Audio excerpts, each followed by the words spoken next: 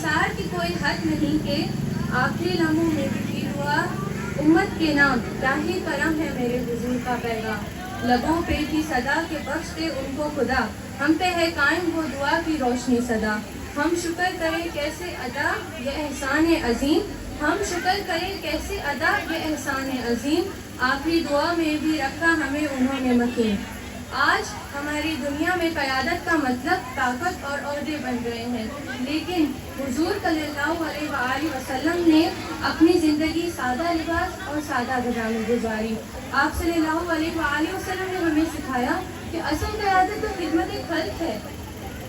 آج ہم عہد کریں کہ ہم اب صلی اللہ علیہ وآلہ وسلم کی سنت کو اپنی زندگی میں اپنائیں گے آپ صلی اللہ علیہ وسلم کی اسوہ و حسنہ کو پھیلائیں گے آپ صلی اللہ علیہ وسلم کی سیرت طیبہ کو اپنے دل میں بسائیں گے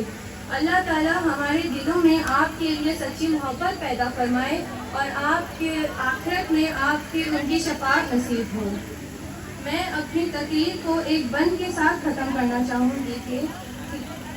تھکی ہے فکر رسا اور مدح باقی ہے قلم لے آبلا پا اور مدح باقی ہے تمام عمر لکھا اور مدح باقی ہے وقت تمام ہوا اور مدح باقی ہے آمین وعلیکم السلام ورحمۃ اللہ وبرکاتہ